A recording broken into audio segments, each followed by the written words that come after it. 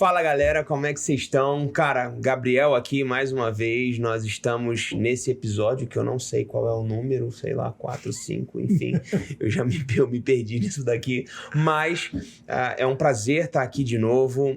A gente tem hoje um convidado, mas antes disso eu vou passar a palavra para o meu amigão aqui. Fala para eu ou para mim? Para tu. E aí, pessoal, bom demais, todo mundo tranquilo, graças a Deus. Sou Marcos Roberto, por alguns como Beto e por outros como Marcão. Do jeito que você quiser, é bem-vindo. Betão também. Só não fale mal de mim. E se quiser também pode falar. Gente, é o seguinte, hoje nós estamos aqui com um cara que a indicação dele foi fenomenal e aquilo que nós acompanhamos também é demais. Rafael Pablo, não vou te apresentar porque tu vai se apresentar e falar quem é você, de onde vem e se tem rodeado a terra por esses dias ou não.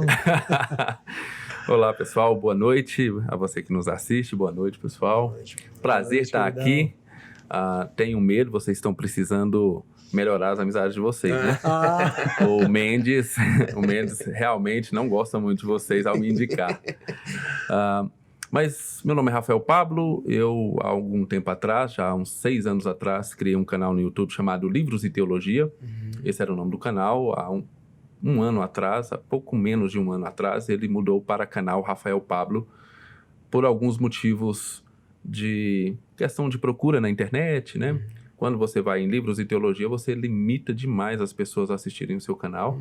E como eu falava muito de livros também não cristãos, as pessoas, quando entrava lá, mas eu pensei que isso só ia ser sobre teologia, né? Então, para parar com tudo isso, eu mudei o nome do canal para canal Rafael Pablo, ou seja, é o que eu leio. Legal.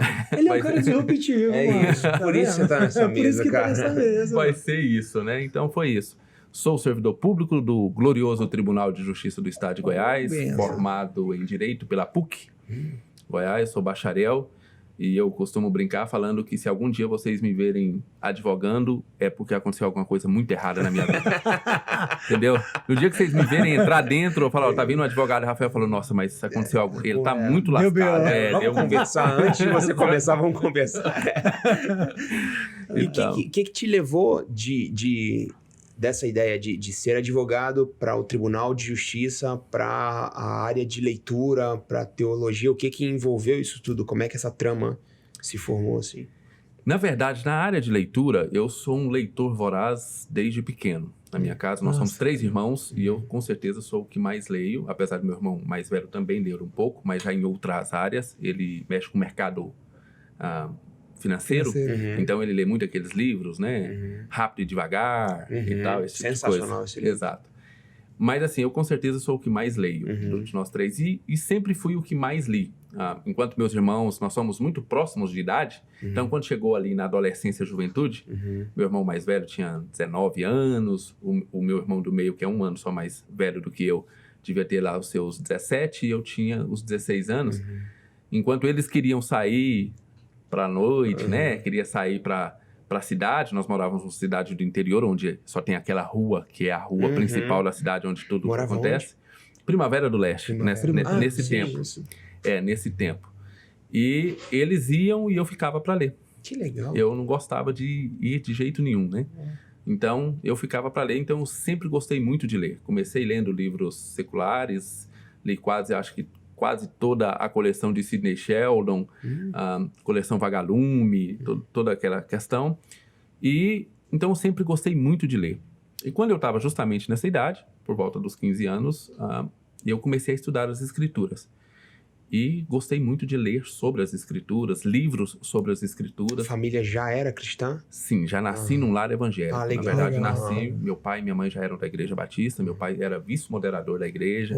Então, já olha, pra ambiente. você que não é batista, ouvir Que é essas um palavras, vice-moderador, Eu fico falando como se todo mundo soubesse. Moderador é um poder que tem, é o poder moderador da igreja? É basicamente isso, né? Na verdade, o vice-moderador é o responsável pela igreja quando aquela igreja está sem pastor. Isso acontece nas igrejas batistas, né? Então, o pastor é convidado, ele fica ali, mas ele pode receber convites de outra igreja para pastorear outra igreja. Então, enquanto vai fazer a escolha de um novo pastor, o vice-moderador é o que toma conta da igreja, é o que prega, é o que faz os trabalhos da igreja. Então, foi isso. E aí eu comecei a ler, assim, teologia e nunca mais parei. Isso com volta aí. As minhas leituras começou bem cedo, né? Eu me lembro do primeiro livro que eu li. Mas a leitura teológica começou por volta dos 13 anos de idade. Aí, dos 13 anos, eu comecei a ler muita coisa de teologia e nunca mais parei. Né? Mesmo quando eu tive momentos que fiquei afastado da igreja, mesmo quando eu estava afastado da igreja, eu gostava muito de ler Que legal. teologia. Então, Que eu lia legal. bastante livros teológicos. Isso tudo continuava por te movimentar de alguma forma. Exatamente. Você lembra qual foi o primeiro livro que você leu, que você falou? Sim, chama Godó, o Bobo Alegre. Eu já procurei esse livro, eu devia ter uns 5 anos, assim que eu aprendi a ler. E então era aqueles livrinhos bem fininhos, com várias figuras, mas eu me lembro do Godó. Você sabe Bobo Alegre. que eu perguntei isso porque eu lembro o primeiro livro que de fato eu tenho memória de ter lido, e eu já tentei procurar também, não consegui encontrar para comprar. Eu sei que ele existe e não é loucura da minha cabeça, então. Chama Frankenstein, Retalhos da Adolescência. É uma ideia de um bichinho e ele tá passando pela puberdade. E aí ele vai meio que interagindo com o leitor naquela ideia de tentar responder alguns questionamentos que podem estar na tua cabeça, assim. As diferenças. Cara, assim, eu sou filho de professora, né? E aí, lá em casa, a gente, apesar do meu pai não ser um leitor ávido, a minha mãe sempre instruiu a gente muito nisso. E o meu irmão é mais velho. Meu irmão fez direito também, apesar de não trabalhar hoje como advogado, e nem na área de direito. E aí, o meu irmão, quando eu era pequeno, meu irmão tem 3 anos de diferença para mim. Então, quando meu irmão tava na faculdade, eu ainda tava no começo do ensino médio. Então, a diferença... E aí, eu via meu irmão lendo já, tipo, Senhor dos Anéis e tal. E aí, isso me levou de estudar esses caras. Que, caramba, eu via meu irmão lendo. Então, eu quero ler também. O que tá acontecendo? Então, desse jeito, eu vou ter que falar também minha primeira leitura, cara. Poxa. Qual foi a tua primeira leitura? Cara, assim, é um negócio... É um clássico. Meu Deus. Poucos da minha idade conseguiam ler, né? Tinham até condição ao acesso daquilo, né? Cara, Turma da Mônica. Meu Deus do céu. Turma da Mônica. O primeiro gibi do Cascão, cara. Não, o gibi não vale. Mas devo dizer para você que numa pesquisa recente, com os leitores ávidos de hoje, a grande maioria começou suas leituras com gibis. Aqui no Brasil. Essa, rapaz. A maioria dos leitores brasileiros ávidos, que ainda leem hoje, que leem mais de... a média nacional, né, de 1,5 livro por ano, essa é a média nacional de 1,5 livro. Caramba, é mesmo? Em torno de 1,5 livro por ano. É o que as pessoas leem normalmente. Mas aqueles que ultrapassam esse 1,5 livro, vai para 4 ou 5 livros, normalmente eles começaram com gibis. Turma da Mônica, principalmente Turma da Mônica. Há um tempo atrás eu me lembro de ter visto, até se não me engano, uma tese de mestrado ou de doutorado, onde falava a importância da Turma da Mônica para a leitura no Brasil. Caramba, que legal. Eu sei que a Mafalda, né? A Mafalda, que é aquele quadrinho argentino, ele é muito utilizado em vestibulares, assim. Eu me lembro de, na época do meu vestibular, ver a Mafalda em muitas... Eram tirinhas, assim, da Mafalda. E aí, lembrei. pra tá ver... falando aqui, eu tô tentando lembrar quem que é essa. Pra ver questão de interpretação de texto e tal. Porque eu acredito, e aí eu quero ouvir tua opinião, que tá envolvido nesse mundo, assim. Nós temos um problema de interpretação de texto no Brasil hoje. Gigante. Interpretação de texto, que eu digo, a gente fala uma coisa, e aí quando você vai perguntar pras pessoas o que elas entenderam do que você falou... Eu tenho até uma história bem rápida que eu quero te ouvir, mas um pastor amigo, ele disse que uma vez eu dava muita risada quando ele contou. Ele falou: Gabriel, eu fiz uma exegese, cara. Eu montei o sermão, tudo amarradinho, bonitinho. Batista faz logo 3 pontos, né? Tem que ter no mínimo 3 pontos ali do sermão, isso, aquilo, e pá e tal. E aí disse que ele pregou o sermão. No final do culto, uma irmã parou ele e falou: puxa, olha, caramba, foi uma bênção o sermão de hoje, eu precisava ter ouvido isso. Ele falou: foi mesmo, querida, puxa, que bom que te tocou aquela hora que você falou não sei o que. Aí disse que ele olhou pra mim e falou assim: que hora que eu falei? Eu pensei, ele pensando com ele mesmo, né? Que hora que eu falei isso, meu Deus do céu? Então, assim, qual é o problema das pessoas com relação à interpretação, cara? É falta de leitura ou não? Não só falta de leitura, pelo que eu vejo. Na verdade, eu vejo o seguinte: também existe uma grande deficiência na comunicação. no próprio interlocutor que está falando. Nós temos uma deficiência em falar diretamente alguma coisa. Nós, brasileiros, temos muito medo de falar coisas diretas, né? Então, nós vamos rodeando, nós queremos falar uma coisa, a gente não fala aquela coisa. Então, vou dar um exemplo simples do dia a dia, né? Você me chama para ir para sua casa. Olha, depois daqui, ou então, tal dia você vai lá em casa. Eu tenho dificuldade, as pessoas brasileiras têm dificuldade de falar, não vou. Não vou por N motivos. Pode ser porque eu não quero, entendeu? Não quero.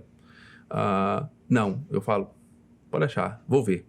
Ou vamos marcar essas coisas, né? Vamos marcar. Vamos marcar. Entendeu? Eu vou dar uma olhada, vou ver com minha esposa. Então, simplesmente porque eu não quero ser direto com você. Agora, isso é uma questão de, normalmente, educação, de eu não querer magoar você, de querer falar. Mas também na nossa comunicação a gente tem problema com isso. Nós somos muito, muito indiretos. E aí dá margem para diversas interpretações. Esse é um problema. O outro problema é que a pessoa que está ouvindo, ela não está ouvindo. Ela não te ouve, ninguém ouve. Você, enquanto eu estou falando, normalmente, eu estou dizendo assim de uma maneira geral, as pessoas, quando eu estou falando, elas estão pensando naquilo que elas vão falar como resposta. Então, elas não prestam atenção no que eu estou falando. E eu não presto atenção no que ela está falando. Então, fica duas pessoas. É muito comum em debates, eu já vi isso acontecer várias vezes, em debates as pessoas estarem brigando, argumentando, e as duas estão falando a mesma coisa. Até que de repente, já viu? Nossa, mas é isso que eu tô falando. Aí você fala, é verdade. Mas tá falando a mesma coisa que eu. Exatamente. Eu passei por um negócio parecido que, discutindo com um amigo uma vez sobre se Deus queria que o povo tivesse um templo ou não, né? Se Deus queria templo ou não. E eu argumentando com ele, cara, Deus nunca quis templo para o povo de Israel. A questão foi isso, aí a gente foi pro texto, aí quando Davi, né, tá lá no seu momento ósseo, olhando lá pro palácio, vê a arca lá embaixo e fala, vou fazer eu tô aqui no palácio, vou fazer uma casa pra arca do Senhor, né, pra presença de Deus e tal. E aí ele chega no profeta e fala, eu vou fazer, o profeta vai lá, legal. Daqui a pouco o profeta vai dormir, Deus pega o profeta e não é assim. Aí tem todo o enredo, né, por acaso, alguma vez eu tive uma casa, Deus falando, né, por intermédio do profeta para Davi. E eu mostrando para ele aquele texto, tá vendo? Ele olha aí, ó, Deus falando, eu nunca tive uma casa. Falei, cara, tu tá falando como se Deus estivesse reclamando, murmurando, vocês nunca me deram uma casa, eu queria uma casa. Falei, cara, não tem, olha, leia o texto. E aí a gente ficou batendo boca, porque ele queria argumentar sobre uma mega construção que eles estavam fazendo, e eu, como um bom construtor, falei, cara, você não vai me convencer. Eu sou missionário também, então assim, tu me dá um lote de 500 metros quadrados e 500 mil reais, eu vou construir um lugar para receber 2.000 pessoas. Mas tu me dá esse mesmo lote, 10 milhões, eu vou fazer também um lugar para receber 500 pessoas, ou 1.000 pessoas. Mas aí vai ser uma mega estrutura, então não me convence isso, que a gente tem que investir desse tanto. Aí a gente brigou 2 horas, para no fim ele pegar o texto, que eu tava mostrando para ele que Deus não pediu, ele falou, pai, ó, Deus não pediu. Eu falei, não, cara, peraí. E eu tô falando de um cara estudado, um teólogo formado. Ele falou, mas eu não falei isso. Desde o começo eu tô falando que... Eu falei, não, cara. Impossível entender isso. Eu acho legal. Hoje eu recebi uma mensagem de um jovem lá da igreja e ele mandou... Mas foram, sei lá, uns podcasts em forma de texto, assim, sabe? Muita mensagem. Os podtextos. E é interessante isso que você disse, porque foi exatamente o sentimento que eu tive na hora. Eu ia começar a respondê-lo. E aí eu pensei assim, cara, mas eu nem pensei no que ele disse. Enquanto eu estiver respondendo é que eu vou estar pensando. Aí eu falei, por que eu não gasto tempo para pensar no que ele escreveu? Ou melhor, por que depois eu não falo assim, cara, já que porque são bem complexos os pontos que ele colocou, enfim. Eu falei, por que a gente não senta e a gente conversa ponto a ponto a respeito disso? Porque a gente... Às vezes está nessa comunicação, assim. Eu tô tão preocupado em te fazer saber a minha opinião que eu não te escuto. E eu me lembro que essa foi a primeira frase que eu ouvi na pós-graduação lá na FTBB de aconselhamento. O professor, ele falou assim, queridos, de todo o curso que vocês vão ter aqui, é 1 ano, né? 1 ano? 2 anos? 1 ano, 2 anos? Não, acho que 1 ano. 1 ano. Em todos os módulos que vocês vão ter... Essa frase é a frase que vocês vão precisar guardar para isso daqui. Aprendam a ouvir. Você quer ser um bom conselheiro? Aprenda a ouvir. Às vezes a pessoa não quer saber a sua opinião. Ela só quer que você a ouça, sabe? Então, como é que será que a gente conseguiria elaborar ou a gente mesmo, mas como é que a gente conseguiria, talvez, criar essa sociedade que ouve? Acho que hoje vai ser muito difícil. Porque hoje tudo é uma questão de atenção e tudo é uma questão de convencer o outro a estar do meu lado. Ou de destruir o outro, caso ele não esteja, né? Então, a minha intenção não é te convencer. A maioria das pessoas tem essa passagem, né? Então, eu estou aqui para tentar te convencer. Se eu não der conta de te convencer, eu pelo menos quero demonstrar para a audiência que vai estar nos ouvindo que eu sou muito melhor do que vocês, de que minha posição é muito melhor do que a sua, ou qualquer coisa nesse sentido. Então, é muito difícil e é por isso que as pessoas ficam frustradas. Eu não vou entrar no mérito, porque eu sei que é uma coisa bem polêmica, mas eu me lembro, que, por exemplo, quando o Bolsonaro foi no Flow, né, as pessoas ficaram extremamente decepcionadas com o Igor, porque o Igor deixou o Bolsonaro falar. Entendeu? O Bolsonaro falou algumas coisas lá que podem ser levadas como mentiras, depende de como você interpreta e tal, mas as pessoas queriam que ele contrapôs, sabe? Que ele debatesse com... Ali não era debate. Exatamente, ali não... As pessoas não entenderam isso, entendeu? Que ali não é debate. A mesma coisa aconteceu agora quando o Lula foi lá. Então, as pessoas, elas não estão preocupadas com o que as outras pessoas têm a dizer. Na verdade, elas estão preocupadas com o seguinte: essa pessoa pensa como eu, então ela é do meu time. Se ela for do outro time, acabou, entendeu? Eu não tenho a mínima intenção de ouvi-la, mesmo que ela esteja falando a verdade. Mesmo que aquilo que ela esteja falando faça algum sentido, não importa, ela é do time contrário. Se ela é do time contrário, e aí isso envolve em todas as áreas. Vai para a política, mas vai para a teologia, vai para a maneira de você ver as coisas, né? Vai para a maneira como você enxerga certas circunstâncias na sociedade, e pode ir para time, pode ir até mesmo para coisas assim mínimas, sabe? Assim, pessoas entram na internet para tentar te convencer que, sei lá, que o refrigerante que ela gosta é melhor do que o refrigerante que você gosta. Né? Então, é muito essa beligerância, sabe? De eu tentar convencer o outro, se eu não conseguir convencer, eu destruo. E aí, mais uma vez, eu tenho que entrar nessa polêmica, porque isso vem muito por causa do ambiente político que nós estamos vendo, mas principalmente por causa de alguns autores que falam justamente isso, né? Se você for pegar essa guerra política que está vendo, tanto do lado da esquerda como do lado da direita, você vai ler livros onde autores falam justamente isso. Olha, quando você ir debater política com alguém, o seu objetivo não é convencê-lo, nem mesmo é convencer a plateia. O seu objetivo é humilhá-lo. Seu objetivo é reduzi-lo ao menor, ou seja, tem que sair de lá sabendo que ele perdeu o argumento. E não importa quais circunstâncias você vai usar para isso. Se você precisar inventar, inventa. Se você precisar mentir, minta. Se você precisar extrapolar, se você precisar ofender pessoalmente, ofenda. Não tem problema. Isso ficou muito claro aqui, principalmente, isso foi muito ensinado aqui por Olavo de Carvalho, por exemplo. Ele falava justamente isso, né? Que quando você for debater com um esquerdista, você não o escute. A única coisa que você tem que fazer é humilhar, é reduzi-lo ao pó. Mas isso já vinha da esquerda também, ao contrário, com outros autores.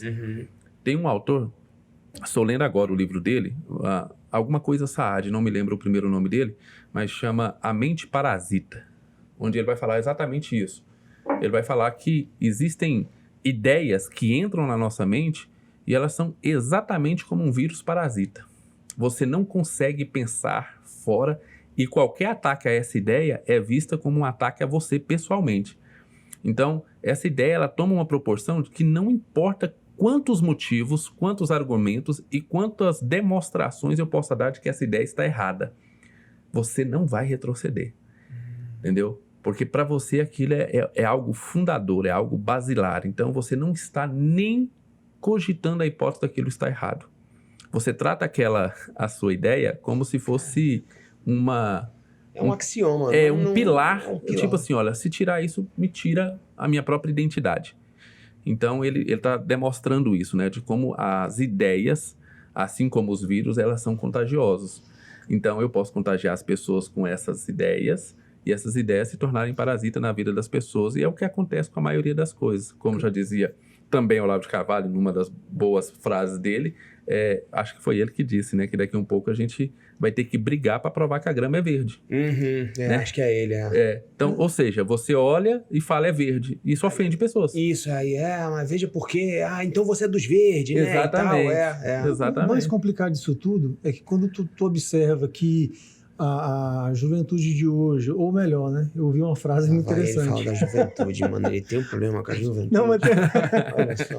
Não, com uma Quantos anos você tem? Eu tenho Perdão. 39. Ah, não, já tá na É hora. A gato, gente já tá na é hora. Eu também gato. tenho 39 anos. Não já. pode falar? Não, com 39 anos você já tem o direito de falar na minha época. Se eu tivesse um filho com 19, teria 20 hoje, né? Então, pronto. Mas assim... Eu tive um filho com 19. Então, 19 aí, tá anos? vendo? Caraca. Ele vai fazer 20 anos. Uau. Pois é. Hoje eles falam... Hoje eu ouvi uma frase legal de um pastor que, assim, o único que pensa que ele tem razão e que ele é totalmente... eu me esqueci a palavra agora correta, é que ele tem um estilo próprio, é o jovem adolescente. Ele pensa que ele é único. Tipo assim, eu não copio ninguém, eu sou autêntico. O único que pensa que é autêntico é o próprio jovem ou adolescente. Só que a autenticidade dele tá no que ele absorve de todo mundo. Ele absorve um pouquinho de um, aí eu sou autêntico, daqui a pouco ele tá com tupete. Aí daqui a pouco o Neymar vai lá e raspa o tupete, sei lá, joga um tempo atrás, na outra semana o cara cortou igual e ele se acha autêntico. Então, na autenticidade deles, quando vai passar para esse viés político ou às vezes até religioso, aí é onde parece que esse demônio desse parasita entra na mente, cara. Porque a dificuldade de alguns hoje que você tem de convencer eles de olhar para todos os lados, ouvir... Cara, mas eu não acho que isso é só da juventude, não, cara. Porque Não assim... sei se é porque eu parei de pregar pra velho, cara. Então, parei de ensinar pros mais velhos. Porque assim, tu vê isso estabelecido na sociedade como um todo. Um todo. E o que eu acho fantasticamente louco é que a gente você não consegue apresentar dados. A pessoa não quer saber dos dados. Tá, mas eu penso tal coisa. Sim, cara, mas os dados dizem o contrário. Não tô nem aí, mas Mas sim, os caras não lêem, então, mas isso não é. abre a Não, mente. então, cara, mas eu acho que não é só. Não são só os jovens. Eu acho que é isso que ele tá falando. É a sociedade. A sociedade não escuta o outro. Aí eu não lembro se é ouvir e escutar, que esse negócio, né? A pessoa tá ouvindo só, não Às tá vezes você escutando. escuta, mas você Ouve, mas não escuta. Ou Tem escuta, esses... mas não Não, ouve. escuta, mas não ouve. Escuta, mas tem não essa ouve. questão, porque é o que eu digo, e a gente tá dizendo aqui, as pessoas estão tão preocupadas em saber fazer saber aquilo que eu penso, e não saber do que o outro pensa. E assim, um negócio que mais eu costumo interessante. dizer é: ouvir o outro não significa que eu vou acatar o que o outro pensa. Significa que eu vou respeitar a ideia de que o outro pode pensar diferente de mim. Na verdade, envolve até a segurança, né? A segurança de que você tem, de que você tá com a verdade, é que você ouve o outro sem se preocupar. Porque uma das coisas que faz você bloquear para não ouvir o outro é quando você tem medo de que ele possa te convencer, né? Mas também existem outros fatores, como o fator preocupação. É muito mais fácil eu ouvir alguém que eu sei que realmente está preocupado comigo. E também nós temos poucas pessoas que, quando estão falando, demonstram isso. Que eu estou preocupado com a outra pessoa. Que eu não estou falando isso apenas para convencer ela. Eu estou falando isso porque eu realmente acredito que aquele caminho que ela está tomando tem consequências danosas para a vida dela. E eu estou preocupado com a vida dela. Então, até na forma de nós falarmos com o outro, isso pode ser demonstrado ou não. Além disso, tem para mim uma coisa que é talvez o ápice de tudo isso. Que é, nós vivemos numa sociedade sentimentalista. Não estamos mais abertos à verdade. Estamos abertos ao que eu sinto. Né? E é por isso que você vai ouvir dentro de ambientes teológicos: eu não senti verdade, eu não senti tal coisa. Ora, o que ela está dizendo? Ela está dizendo que ela tem uma espécie de sentido aranha e que ela consegue detectar se a pessoa está falando a verdade ou não. Ou seja, ela não está analisando o que a pessoa diz. Ela está analisando o seguinte: olha, pelo jeito que ele falou, o jeito, você vai ver muito isso. E dentro do próprio ambiente teológico, isso tem sido disseminado de uma forma danosa para a sociedade. Muito danosa. Dentro do ambiente teológico, eu posso cometer as maiores loucuras se eu colocar uma congregação numa esfera sentimental. E aí, depois que eu coloquei aquela congregação numa esfera sentimental, eu posso falar o que quiser. As pessoas vão acreditar, porque elas estão acreditando que aquele arrepio que elas estão sentindo é presença de Deus, né? Teve um podcast esses tempos atrás que eu vi, por exemplo, um cara falando que determinados acordes são atrativos para demônio. Qual é a base bíblica disso? Aquele dos batuques que ele falou? Eu acho que é. Da batida. Exato. Qual é a base bíblica? Você vê, ele não cita a base bíblica. Eu não estou falando que é certo ou errado, mas veja, ele não precisou citar a base bíblica. Qual é a base que ele cita? A minha experiência. Não precisou de fundamentar, né? Absolutamente. Ele não usou aquilo que a gente Deixa eu acredita. só fazer um comentário a respeito disso. Fantástico. Porque assim, eu parto do pressuposto de Gênesis. E o que diz em Gênesis? Que Deus criou os céus e a terra. Tudo. E aí, aqui eu tenho que voltar para isso. O meu mestrado está sendo defendido da cosmogonia bíblica em função da cosmogonia mesopotâmica. E aí, dentro desse embate, a gente tem um Deus que, dentro do relato bíblico, a gente começa dizendo que tudo foi ele quem criou. Então, se foi tudo quem criou, foi o Deus bíblico, nosso Deus, a música, quem criou foi Deus. E aí, quando o cara vira pra mim, e aí eu outro dia fui conversar sobre isso com alguns jovens, porque os jovens vieram falar comigo a respeito disso. Você viu? E tal, isso e aquilo. Aí eu falei assim, cara, todos os batuques saíram de Deus. Porque todo som saiu dele. Porque quando você vai... Aí olha aqui a loucura. Se a gente vai pegar uma questão de contexto,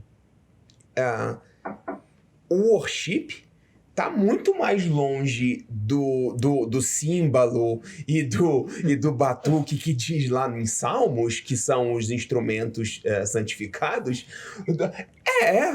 do que o worship tá muito mais distante disso. Não tem mais música agitada, não tem celebração.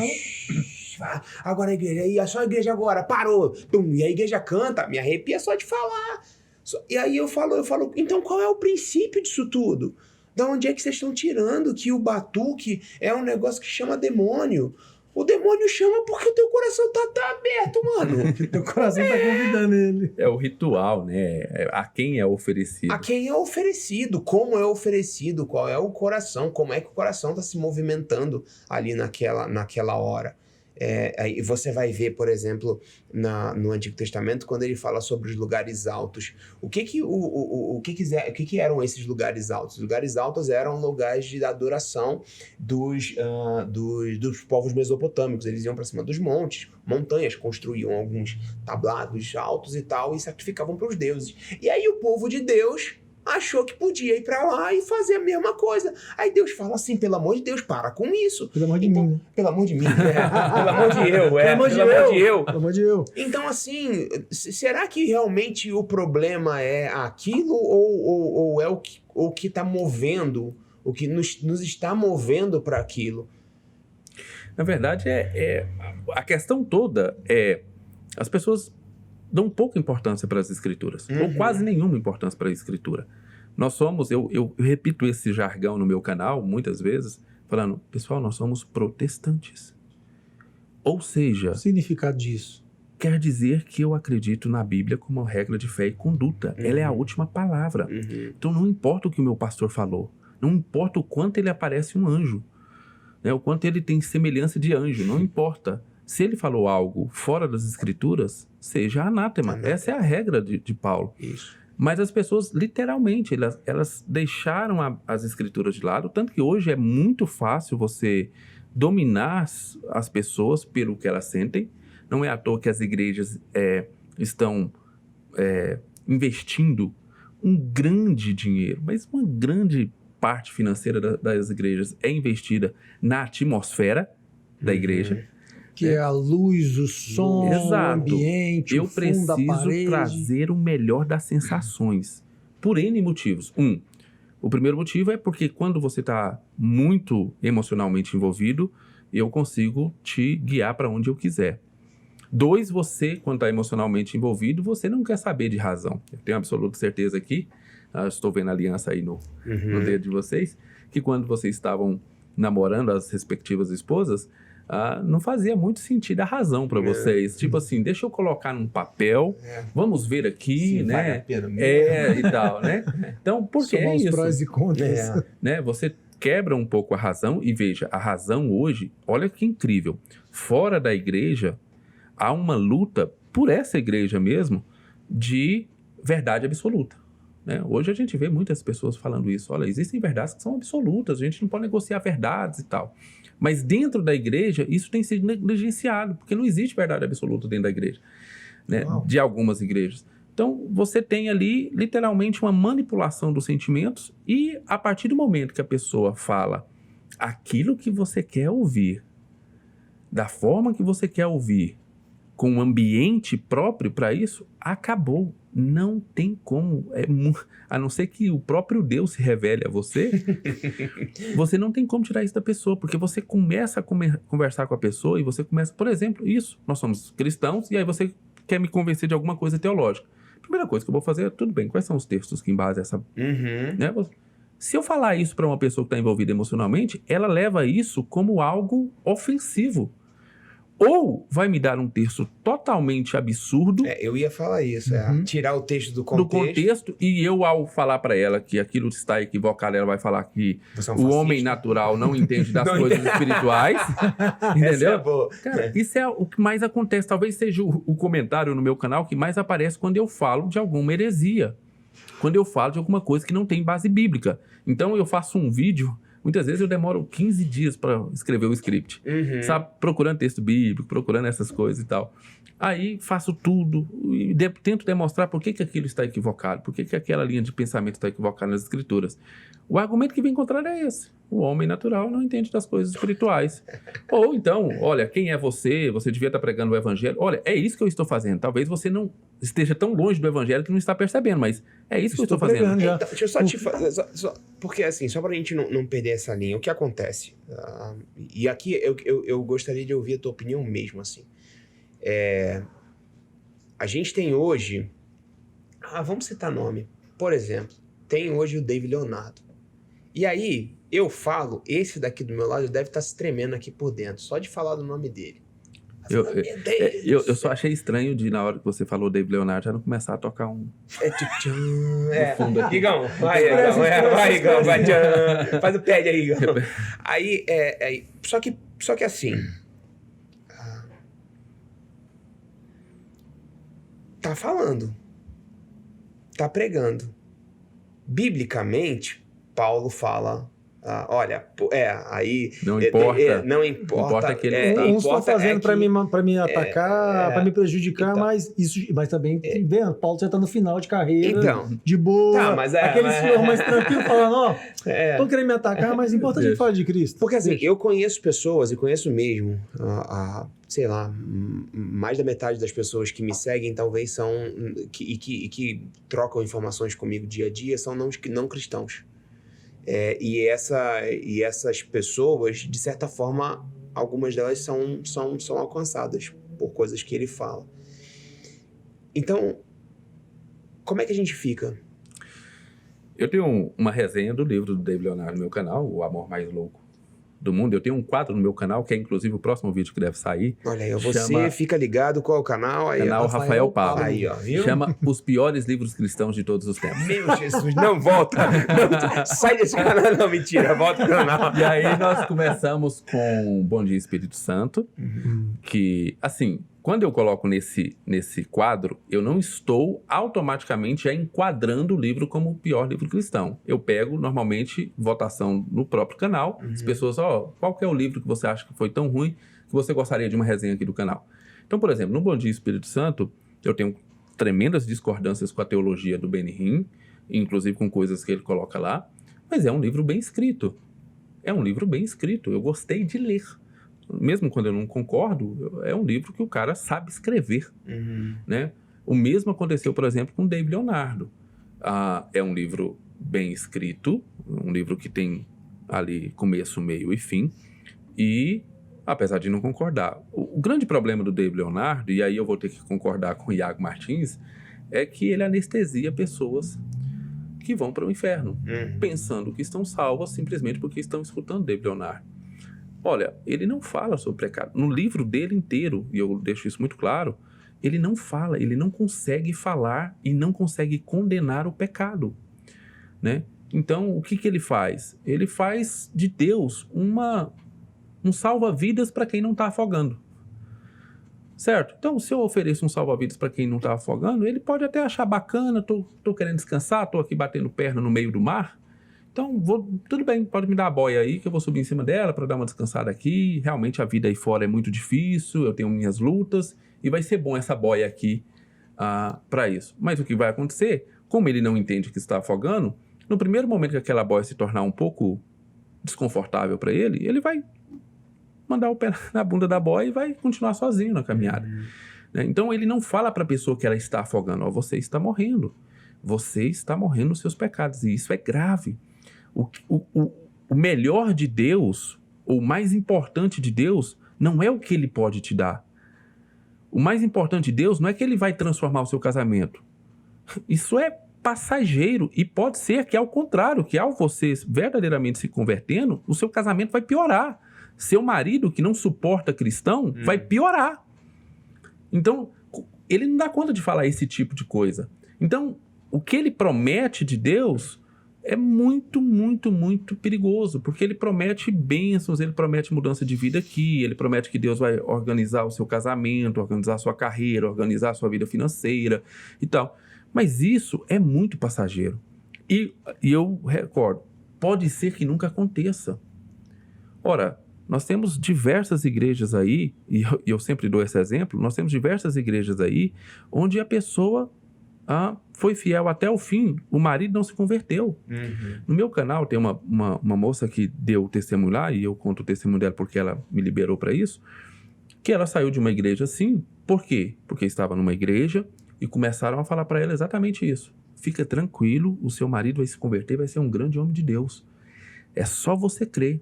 E ela pegou essa promessa, foi falado para ela como em forma de profecia. E o que aconteceu? O marido dela morreu ímpio. Ela quase se suicidou depois. Ela começou a beber, ela foi para um caminho totalmente inverso. Por quê? Porque ela tinha acreditado de que, aceitando a Cristo, as coisas melhorariam. Cristo nunca falou isso. Pode melhorar? Pode. Mas pode piorar bastante. Sabe aquele seu patrão? Ele pode piorar mais ainda quando você se converter, porque ele não suporta crente. Cara...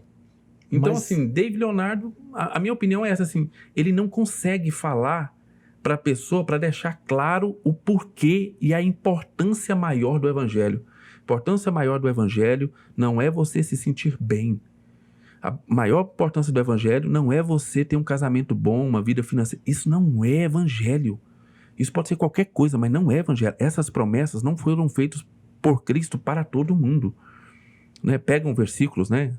Totalmente fora do contexto, a gente estava falando, né? Tu e a tua casa, creem no Senhor Jesus e tu e a tua casa será salvo. Gente, essa foi uma promessa para aquele carcereiro. Paulo falando para ele especificamente num contexto cultural onde o homem da casa se convertia, todo mundo era obrigado a se converter ao Deus do pai, ao Deus do patriarca.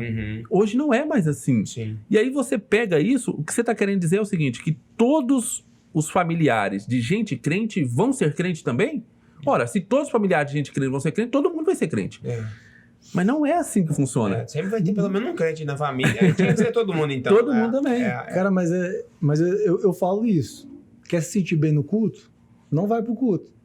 Vai pra casa e toma uma tijela de açaí com morango. Mas o povo parece que vai pro culto pra se sentir bem, né? E aí, isso que tu disse é pertinentíssimo, porque a incapacidade que esses caras têm de falar sobre o pecado, de desenvolver um pensamento, desenvolver uma pregação falando do pecado, é exatamente pela grande capacidade que eles têm de relativizar a verdade, de pegar a verdade e ir para aquele conceito. Tu vai para Platão vai falar que a verdade e mentira não estão nas coisas, está naquilo que tu diz. E aí tu vai para Nietzsche fala o quê? Que já não é assim. Esse conceito de verdade, de mentira, de certo, de errado, isso aí é o que a gente falou agora, é o sentimento, é o que eu sinto. Então o cara vai olhar e fala assim, não, eu não estou sentindo verdade naquilo que esse cara está pregando, ou naquilo que ele está falando. Então se eu não sinto, se não der aquela arrepiadinha, né?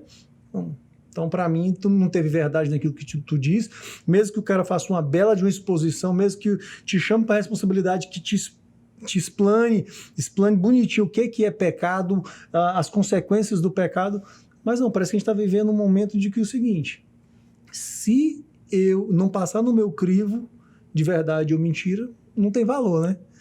E você falou uma coisa bem interessante, né? Tem um autor, um sociólogo, ele não é cristão, chama Zygmunt Bauman, ele morreu já, né? E ele tem vários livros chamados, tipo, Sociedade Líquida, Amor Líquido, vários nessa pegada, né? Ele, infelizmente... Amor Líquido é o mais famoso dele. A Sociedade Líquida também é bem... Mas aí ele tem outros líquidos também, né? E faltou ele infelizmente, teologia líquida. Né? Porque é isso, cara. A teologia, ela está sendo feita assim, veja, as pessoas, elas estão procurando isso. Elas estão procurando alguém que diga exatamente aquilo que você quer ouvir. E nós fazemos isso em todas as áreas. Na área política, né? Você vai pegar, por exemplo, se pegar o celular de alguém e você ver quais são os canais que ele assina, você vai ver, ele vai exatamente assinar aqueles canais que falam exatamente aquilo que ele quer ouvir. Ele não, aquilo que você falou no início, ele não está disposto a ver uma outra opinião, entendeu? Mesmo que para rechaçar, mesmo para, calma aí, deixa eu ver qual que é o argumento. Não concordo, não me convenceu, né? Não me convenceu. Então, nós estamos vivendo isso. E dentro da teologia, isso está ficando assim de uma forma absurda. Eu peguei um outro livro desse quadro, que foi o livro do Tiago Brunet. O livro do Tiago Brunet só coisa boa. Só as cartinhas marcadas. É o pessoal que pede. Só a cartinha marcada. Pérolas e aí, pérolas. Cara, o Tiago Brunet, além de não ter absolutamente nada de cristão no livro dele, é zero. Zero. Não pode ser considerado um livro cristão. Eu vi pessoas do mercado financeiro escrever melhor do que ele no sentido de cristianismo, de alguma coisa cristã. Mas o pior não é isso, né? O pior é que ele é uma metralhadora, parece um macaco com uma metralhadora, cara. Assim, você não consegue nem compreender o argumento que ele quer fazer, porque parece que ele escreve em fluxo de consciência, né? Ele tá aqui assim, aí ele olha aqui, vê uma água e começa a escrever sobre a água. Aí ele olha para lá, vê um computador, ele começa a escrever sobre o computador. Os parágrafos nem se intercalam, você nem consegue acompanhar o raciocínio. Mas o Tiago Brunet descobriu isso, e se você ver um dos podcasts dele, ele fala de maneira teológica, né, ou espiritual, mas basicamente o que ele dá, um das chaves, um dos segredos, é isso, é manipular as pessoas. Você precisa aprender a manipular as pessoas. É óbvio que ele não fala manipular, ele fala palavras bonitas.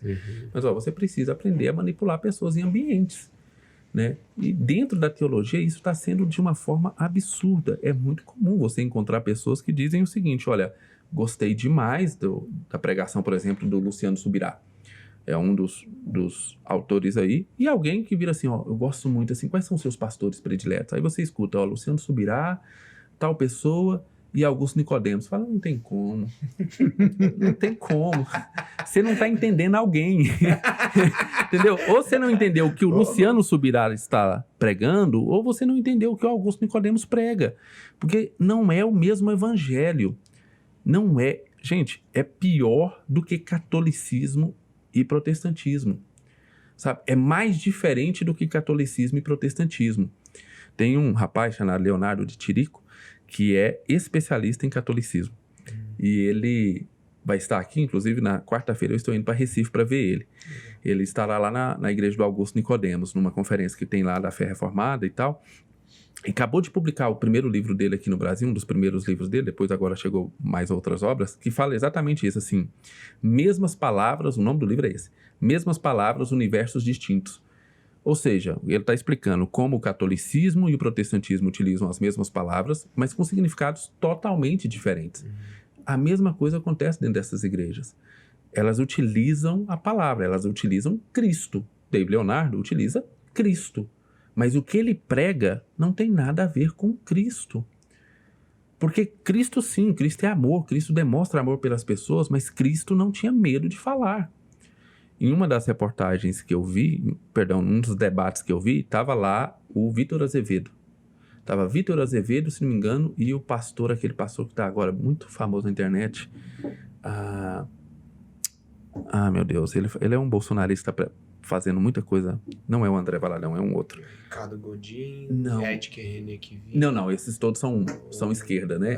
Esse outro é bolsonarista. Bolsonarista? É o Rodrigo Mocelin. Rodrigo Mocelin, não é isso? Rodrigo Mocelin. O Rodrigo Mocelin estava debatendo em uma rádio com o Vitor Azevedo. Olha lá, e as pessoas não percebem o perigo. O Vitor Azevedo diz com todas as letras que ele tem dificuldade de falar do pecado. É um pastor. E ele fala abertamente, eu tenho muita dificuldade de falar desse assunto. Eu tenho dificuldade de falar disso. Aí o pastor pergunta, calma aí, mas veja, você... Porque ele tenta falar assim, não, só no Antigo Testamento é que tinha esse tipo de coisa e tal. Aí o mediador fala, não, calma aí, mas no Novo Testamento não teve o caso de Ananias e Safira? Pois é. Né? Que foi uma punição ali e tal. E ele fala, pois é, eu tenho muita dificuldade com esse texto. Mas tu sabe quem eu ouvi falar sobre isso? Também tem muita dificuldade de falar sobre pecado? Onde eu assustei o querido Ed Renekiewicz. Tem um vídeo dele falando, ele falou assim, gente, isso não é uma questão de pecado, é uma questão de humanidade. Deixa eu só, assim, colocar assim um outro ponto na mesa dessa mesma situação. Eu fui criado em uma igreja muito pesada teologicamente. Apesar de não poder dizer na minha época, mas eu já posso, né? Eu tenho 33 anos, já posso falar na minha época. Mas lá, o nível era... A gente não podia ter bateria. Bateria movimenta a tua alma e tal. Não tem esses negócios. Inário, meu Deus. Os batuques, o inário. E agora todos os irmãos abrindo no 192. E aquele negócio todo. E eu brinco, mas brinco falando a verdade, eu brinco dizendo que eu com 12, 13 anos, eu sabia dissertar sobre a economia divina. Caramba, o Deus trino dispensado para dentro do homem tripartido. Meu Deus do céu, e tal. E a autoridade espiritual do Atmani eu já li 15 vezes. Opa, vamos lá. E isso e aquilo. E aí, assim, eu não vou falar nada porque nada é muita coisa. Mas... pouco disso me valeu quando foi para eu me perder. Porque a teologia, ou a ideia era tão grande, mas não me comunicava. Bastou uma latinha? Na latinha. Vai deixar a latinha aí, mano. Não, mas não comunicava, entende? Não comunicava. Por quê? Porque aí eu chegava, e esse é um grande problema, e eu não tenho problema com pecado, não, mas eu tenho um grande problema com a boa parte das pregações reformadas, das igrejas reformadas que eu vejo, porque assim, aí a gente chega no final da pregação, e aí tu fala assim, cara, eu sei que eu sou um nada, eu sei que Deus me salvou pela graça, eu entendi o contexto histórico de onde está inserido esse texto, eu entendi que isso aqui vale, aquilo não e tal, pá. Sim, mas o que eu faço com isso agora? Eu compreendo e realmente uma grande crítica que se tem, né? Às pregações mais teológicas, pregações fundamentadas teologicamente. Existe essa crítica. E eu sou teólogo, tá? Então, assim, eu não tô colocando, expondo como falando assim, não, besteira. Não, eu tô falando assim, como é que a gente faz, então? Existe um ditado na área política que diz o seguinte, que se você aos 19, 20 anos não for esquerdista, você não tem coração, mas se você chegar aos 40 sendo esquerdista, você não tem cérebro.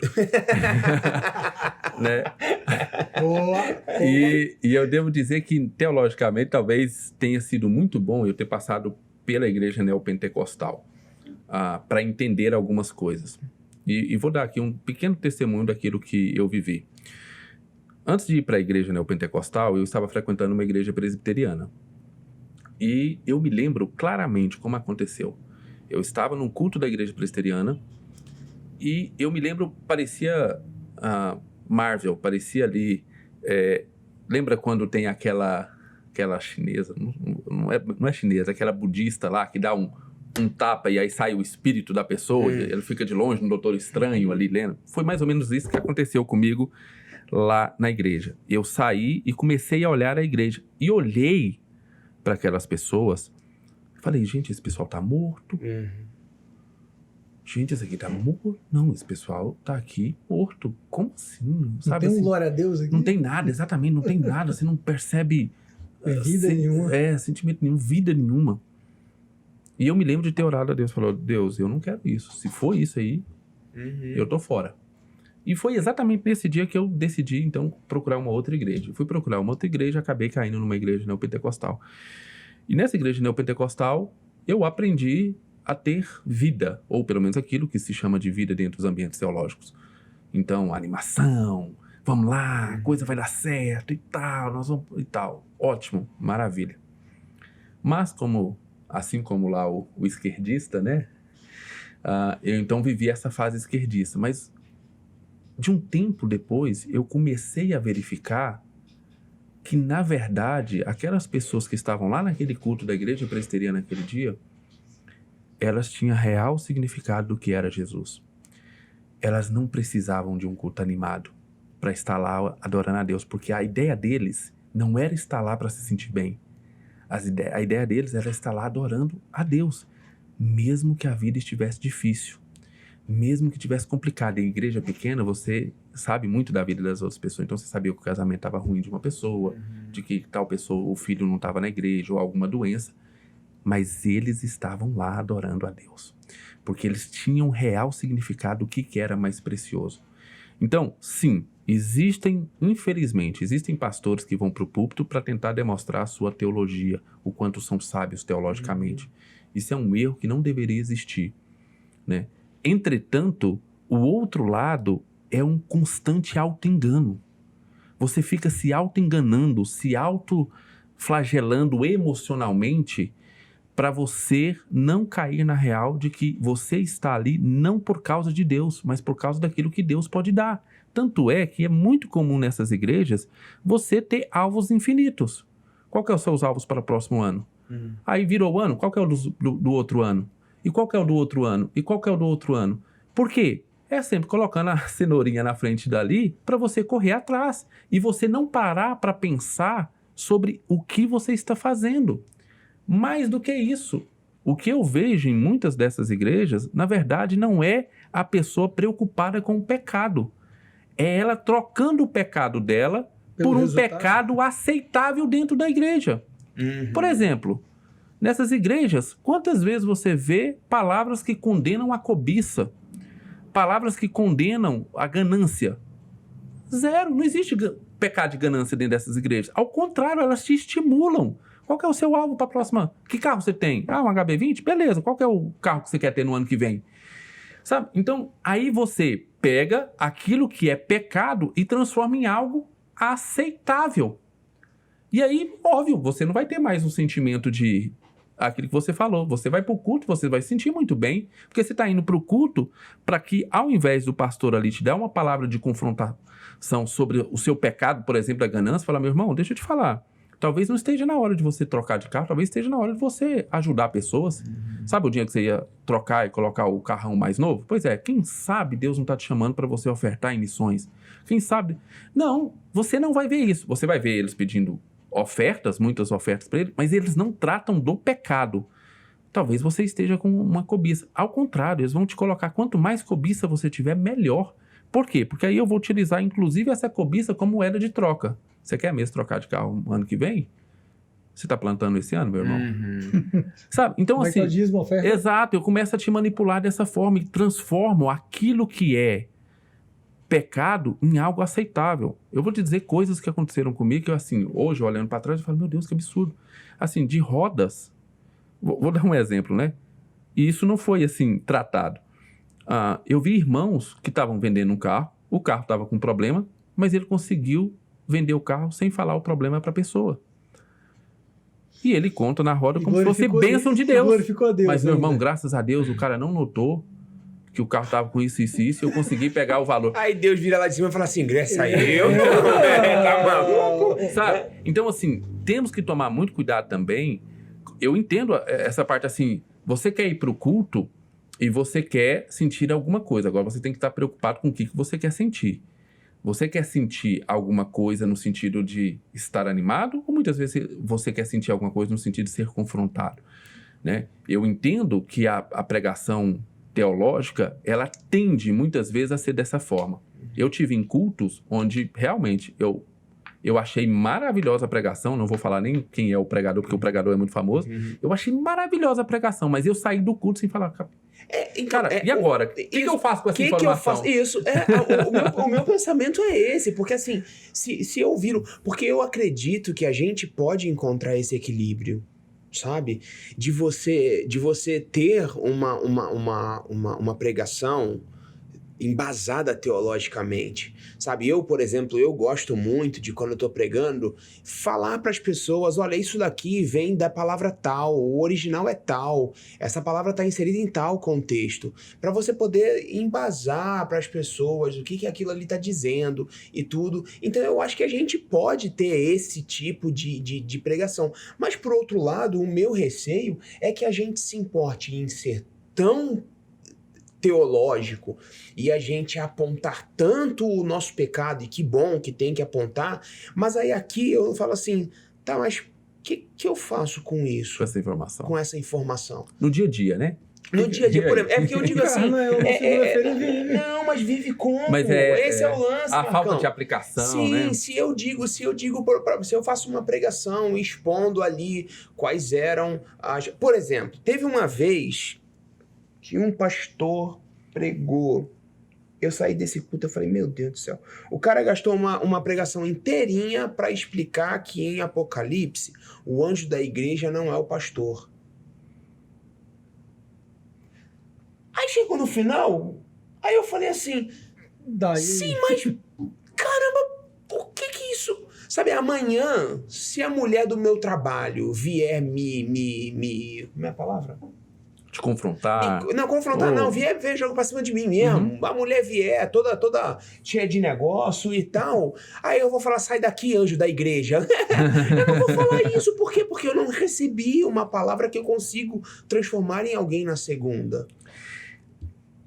Eu concordo que existe isso, mas eu também concordo, assim, eu também penso que de vez em quando nós estamos sendo uma sociedade pragmática. Tipo, tudo que tem que ter uma utilidade, entendeu? Se não é útil, então não deve ser falado. Eu entendo que dentro do contexto da igreja, dentro do contexto de uma igreja saudável, vai ter pregações que vão ser práticas e vai ter pregações que vão ser apenas doutrinárias e informativas. E veja, talvez hoje nós estamos sofrendo muito por falta de pregação informativa. Entendeu? Por quê? Porque você sabe, por exemplo, o pastor aí, eu só estou dando um exemplo, né? O pastor aí gastou uma pregação inteira para tentar te convencer de que o anjo da igreja não era o pastor. Quando você for em uma outra igreja em que o pastor começar a tentar manipular o texto para dizer que o pastor era o pastor da igreja, ali o anjo é o pastor da igreja, você tem essa informação para falar, não, calma aí, tá errado, isso aí tá equivocado. Então, infelizmente, existe esse pragmatismo, mas existe em ambos os lados, tanto na pregação teológica muito profunda, como na pregação sentimental, na verdade, existe a briga de ídolos. E existe o pastor que quer fazer apenas isso porque ele quer, no final do culto, receber o elogio de que culto, né? Cara, caramba, olha, que isso, o grego, né? Você foi no grego, no hebraico, que coisa maravilhosa, sabe? Que conhecimento você tem e tal. Esse é um lado, né? O lado da teologia. E do outro lado existe o ídolo da emoção, que é, eu prego e, dependendo da reação das pessoas, dependendo se as pessoas choram, se as pessoas riem, se as pessoas... Né? Principalmente o choro, né? O choro nessas igrejas é contado como uma ótima pregação. E aí... né? É por isso que nós vamos ter aí, assim, pastores realmente muito empenhados em fazer a sua congregação chorar, ou mesmo louvor, porque você mede o sucesso, se foi bom ou não, pelo louvor, e as próprias pessoas, pelo choro, perdão, e as próprias pessoas medem por isso. Tipo, hoje eu não chorei, então hoje o culto não foi tão bom igual no domingo passado, porque eu chorei no outro dia eu tava falando com os jovens sobre isso, eu falei assim, não tem esse lance do culto, não foi bom, mano, não tem isso, o culto foi bom, o culto sempre é bom, mano. Porque Jesus Cristo sempre está no culto, deveria estar, pelo menos. Não, e o culto é para ele, né? E o culto é para ele, então não tem esse lance do culto foi bom ou o culto não foi bom, assim. Agora, deixa eu te perguntar, no outro espectro, no outro lado dos piores livros cristãos, o que você indica? Quem você tem lido que você indica, que você acha que tem feito uma... E eu não tô falando só de teologia, não. É porque a gente tá conversando disso, mas enfim, cara, isso aqui tem sido muito bom pra mim, pra eu conseguir estudar e tal. Olha, tem um livro, pra mim, que é o livro que iniciou toda a revolução teológica na minha vida, né? Foi literalmente quando eu li, eu falei, mas calma aí, se isso aqui é evangelho, então eu não sou evangélico. Porque ele descortinou pra mim a verdadeira essência e o verdadeiro valor do evangelho. Chama Deus é o Evangelho, do John Piper. Esse livro, ele fala exatamente isso. Ele começa o livro numa situação que é assim, se você colocar sinceramente no coração de cada pessoa, elas, se forem sinceras, talvez elas se revelem que nunca foram verdadeiramente cristãs. Fala o seguinte, imagina o seguinte, a promessa da Bíblia é que no céu nós vamos viver uma felicidade sem igual, correto? Uhum. Então, imagine o seguinte, imagine que seja te dado a forma de você escolher. Você pode escolher se você vai viver num lugar que vai ter muita dor, muita dificuldade, circunstâncias ruins com Cristo, ou um céu sem Cristo. Um céu onde você vai ser feliz. Qual você vai escolher? Se você escolher o lugar feliz, as coisas boas, é porque Cristo não é o último, o bem mais valioso da sua vida. Então ele começa fazendo, é óbvio que ele faz com muito mais valor e primazia do que eu, mas quando eu comecei a ler esse livro, eu falei, uai, mas calma aí. Segundo as minhas questões internas aqui, eu ia preferir o lugar feliz. O lugar feliz. Na verdade, eu estou aqui utilizando inclusive Cristo para conseguir esse lugar feliz. Eu estou a todo momento tentando fazer Cristo me dar um bom casamento, me dar um bom emprego, mais dinheiro, uma viagem melhor e tal. E não sei, de repente, se um outro Deus aí fizer uma proposta muito boa, eu estou negociando.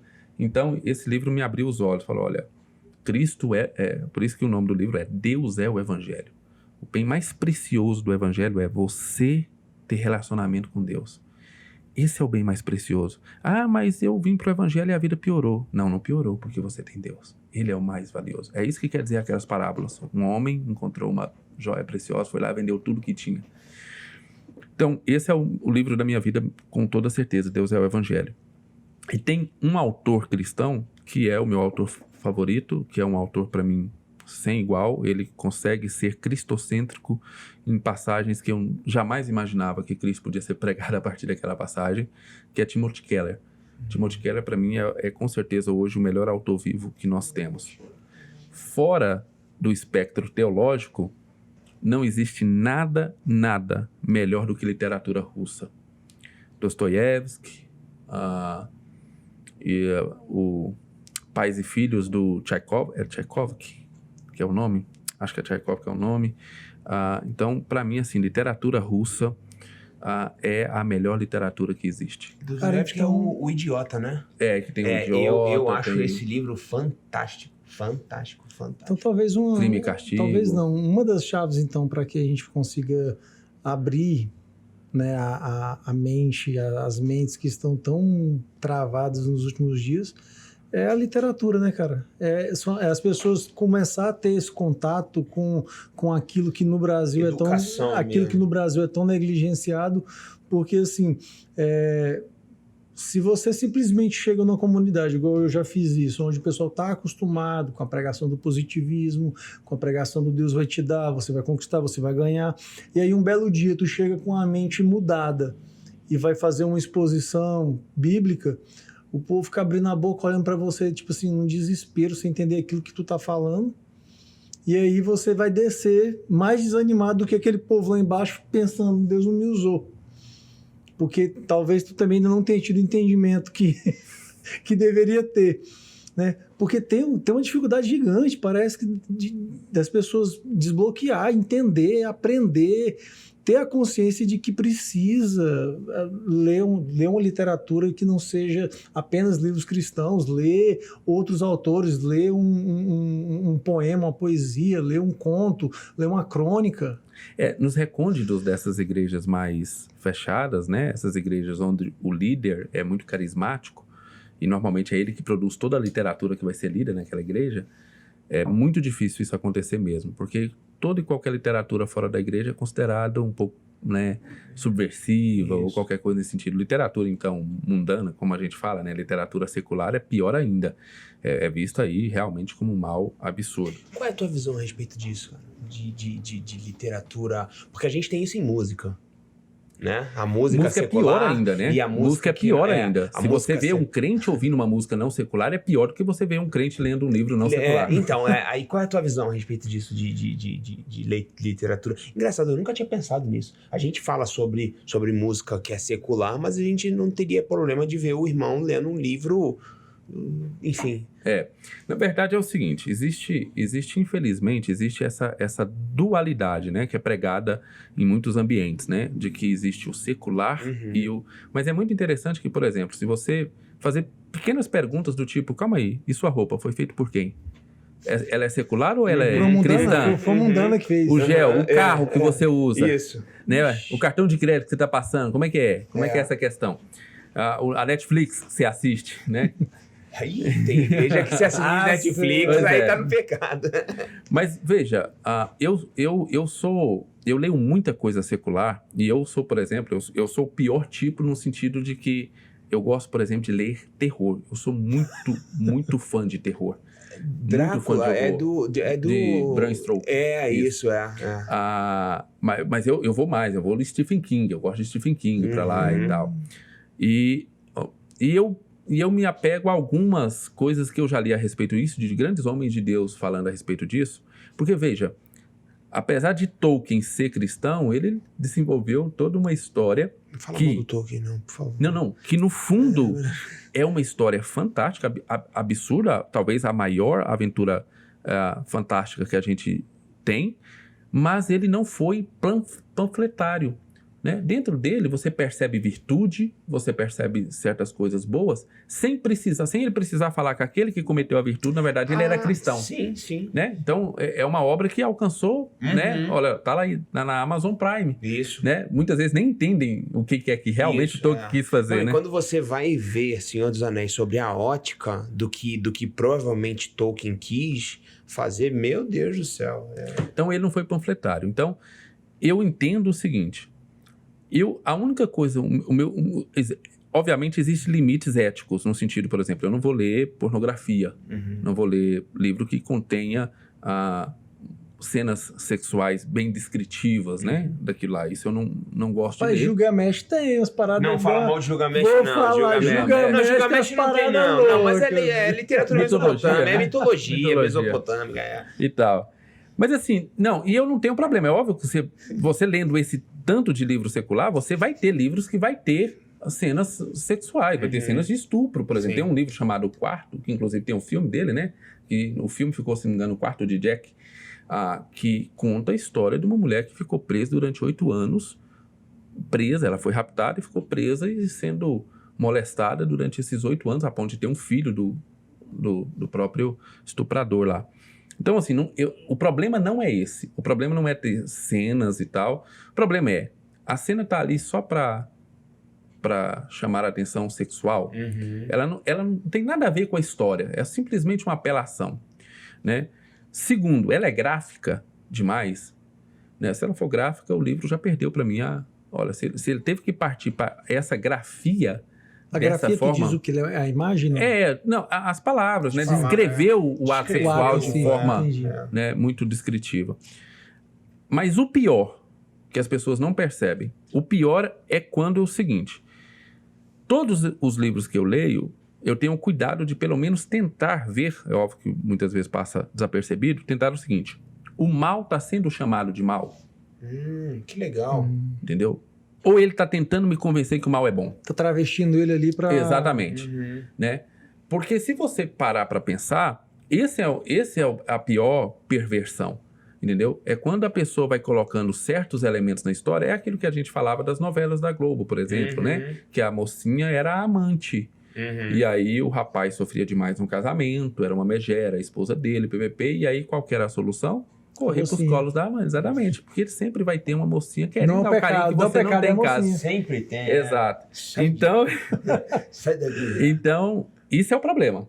Isso é o problema. É quando não chama o mal de mal. É quando tenta passar o mal pelo bem. Obviamente, os livros mais novos, os livros contemporâneos, têm muito mais disso. Tem muito mais dessa pegada de tentar passar questões equivocadas, erradas, como coisa boa. Clássicos são poucos. Então, se você vai pegar uma literatura russa, por exemplo, de Dostoiévski ou Tolstói, meu amigo, Ana Karenina, se você lê os trechos de Ana Karenina, de Irmãos Karamazov, Crime e Castigo, meu amigo, o Crime e Castigo, eu estava lendo Crime e Castigo no mesmo período que eu estava lendo sobre a questão teológica do pecado.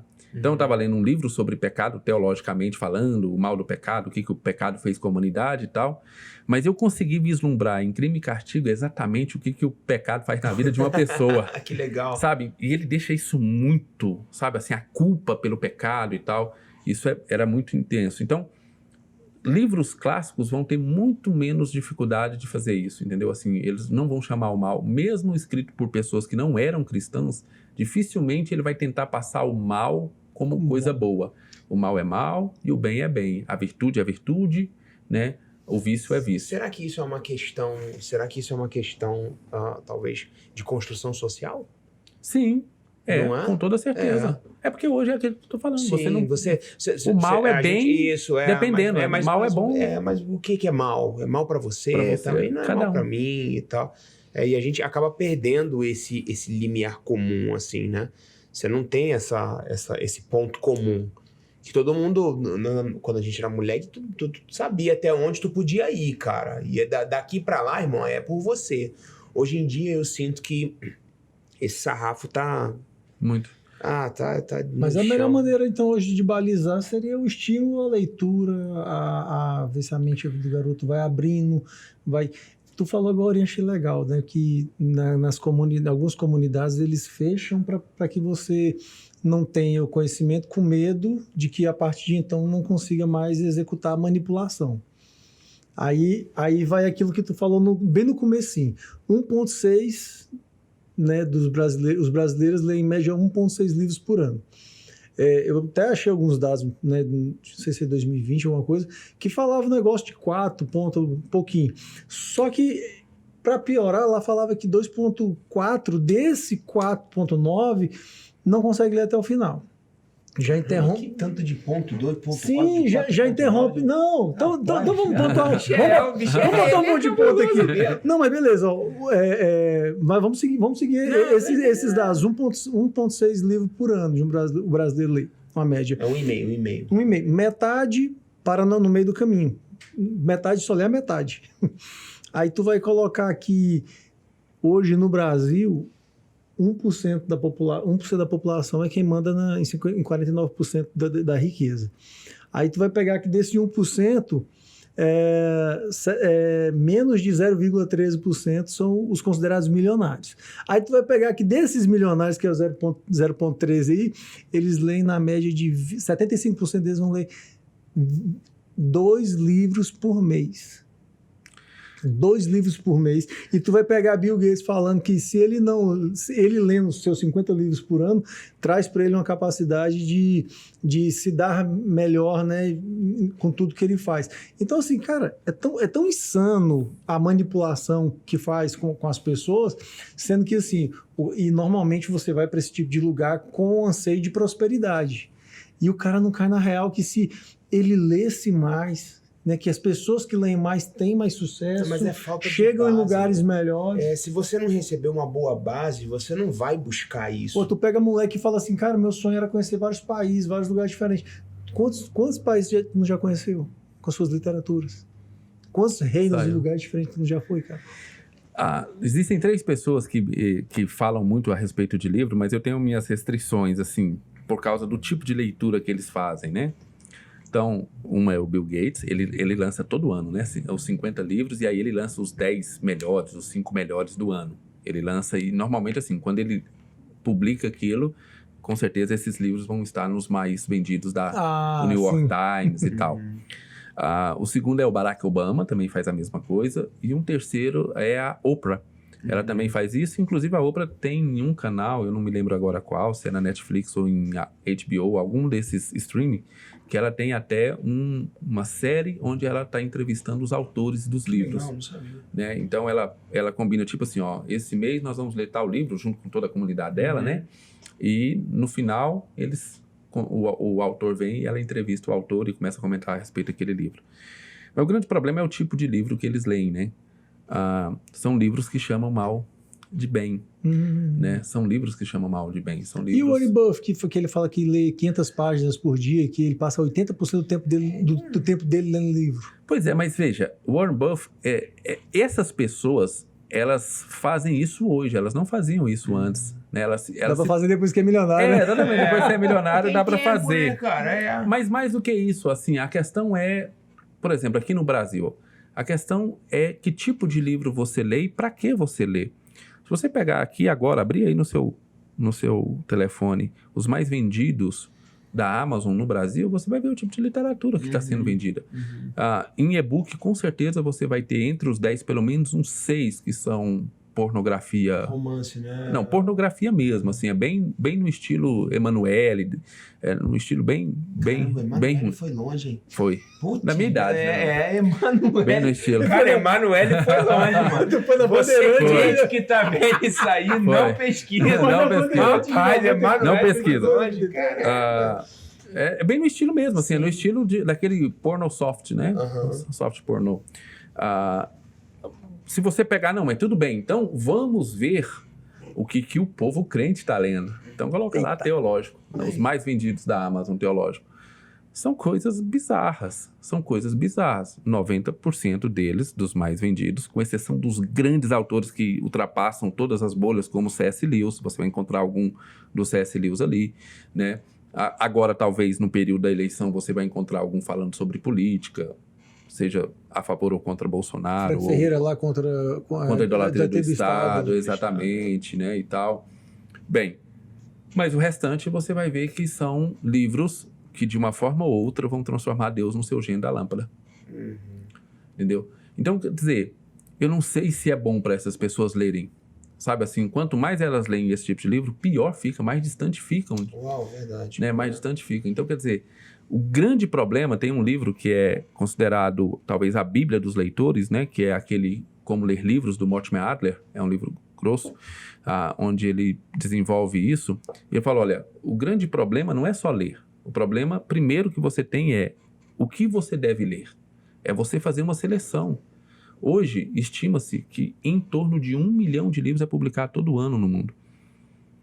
Então, é impossível você ler tudo que é bom, mesmo dentro, se você pegar só o ano de 2020, eu não vou ler nada fora de 2020 ou 2022, vou pegar só os livros de 2022, vou fazer uma lista, você vai acabar a vida sem ler os bons livros de 2022. Temos talvez a grande recompensa de que cada vez mais está sendo muito mais difícil ter bons livros, né, mais novos e tal, mas você não vai dar conta. Então, primeiro, é o que você vai ler, esse é Mas o segundo que ele fala lá no Como Ler Livros é em que ordem ler. Qual é a ordem que você deve ler os livros? E aí, eu devo ler mais livros clássicos ou mais livros contemporâneos? Né? Porque também tem esse fetiche, né? Lógico que é os clássicos. Depende dos livros que você lê. Se você ficar só nos clássicos, vai ter problema também. Você vai estar literalmente fora do seu mundo. Sim, entendeu? Sim. Ainda que o clássico seja atemporal, né, você vai estar fora daquilo que está sendo mais publicado agora. O que está acontecendo, por exemplo, quais são as principais discussões? Você vai ler os clássicos teológicos. Aí você vai lá ler, sei lá, vai ler sobre A Cidade de Deus, do Agostinho, um livro clássico e tal. Mas quais são as respostas para hoje que nós precisamos para a igreja de hoje? Então, nós temos bons teólogos desenvolvendo livros para hoje. Outro dia eu vi uma análise do que está acontecendo agora com algumas partes da Cidade de Deus que eu achei fantástico. Cara. Você sempre vai ter a aplicação do clássico, ele sempre vai ter a aplicação para agora. Mas, muitas vezes, você vai precisar do teólogo de agora, lendo Cidade de Deus, para te explicar como aquilo se aplica hoje. Esse livro aqui, ó, Raízes da Cultura Herman Ocidental, eu me lembro que algumas coisas que eu li aqui, eu falei, meu Deus, esse cara tá... ele tá falando aqui, se eu não me engano, esse livro é Segunda Guerra, eu acho. Herman Doiver. A trilogia dos holandeses são maravilhosos, né? Schaeffer, Doiver e mais um. Aí eu falei assim, caramba, mas acho que tinham outras coisas que eu falei assim, mas que viagem desse cara, mano. Não existe. Tipo, aí é isso que você tá falando. Tipo, em parte existiam coisas que eu falava assim, meu Deus do céu, ele tá escrevendo de agora. E em parte tinha um negócio que eu falava assim, cara, não conversa com o que a gente tá... Eu acabei de ler o livro, a gente não tinha uma edição integral dele aqui até hoje. Um livro clássico do John Owen, chamado A Morte da Morte na Morte de Cristo. Ele é um livro clássico, um livro que fala sobre... é um ataque mesmo, assim, é uma defesa e ataque de John Owen aos arminianos, numa disputa bem... Você não vai ler, né? Nome de... Já decorei a morte da morte de Cristo. Talvez seja o livro mais clássico da defesa da expiação limitada ou definida, como é dita hoje. E eu também me senti da mesma forma. É um clássico, mas... Então, tem coisas lá muito boas que servem para hoje, mas tem coisas que eu olhei e falei, não, calma aí, isso aqui já foi superado, já tem outros livros que já falaram sobre isso e já superou essa discussão aqui. Já passou, tem tempo, né? Ok? Então, sim, um livro clássico, ele sempre vai ser atual, mas em uma parte, você muitas vezes vai depender de um outro livro explicando aquele livro, não porque você não vai pegar, você vai pegar muita coisa, mas obviamente, se você tem um outro teólogo te explicando como aquilo se aplica hoje, é fenomenal. Mas de vez em quando também vai ter isso, vai ter assim, calma aí, isso aqui foi feito em um outro contexto. E por exemplo, lá no caso específico, o John Owen, ele estava debatendo com um arminiano mesmo. O arminiano estava soltando o livro dele, também as posições dele, e ele estava... E eu não tinha acesso a esse outro livro, então eu não sabia qual era o argumento do arminiano, eu só sabia a resposta de John Owen. Então eu ficava de vez em quando perdido, assim, calma aí, mas ele está respondendo isso aqui por quê? Então é verdade mesmo, você não leu, você só leu o lado de cá. Né? Exatamente, eu só li o lado de cá, só do John Owen, exatamente. Cara, eu vi tu comentando sobre um livro que tu achou melhor do que o Visões e Ilusões. Sim, é um livro lançamento da Thomas Nelson Brasil. Para a atualidade, ele é bem interessante, né? Para mim, é o melhor livro sobre política que a gente tem, e todo cristão deveria ler, chama Por que se enfurecem as nações? Isso. Do Jonathan Lehman, um pastor sensacional, com uma escrita maravilhosa, simples, objetiva, e ele tem a igreja dele, ele é ligado àquele ministério do Mark Dever, 9 Marcas, uma igreja saudável e tal. Então, ele é ligado ali ao ministério do Mark Dever, mas a igreja dele fica, tipo, se não me engano, a 2 quadras do Capitólio, lá nos Estados Unidos. Então, ele está no centro político dos Estados Unidos, onde tudo estava acontecendo, né? E aí ele escreve esse livro, Porque se enfurecem as nações, falando as posições sobre posições políticas e questões entre esquerda e direita, mesmo ali nos Estados Unidos e tal.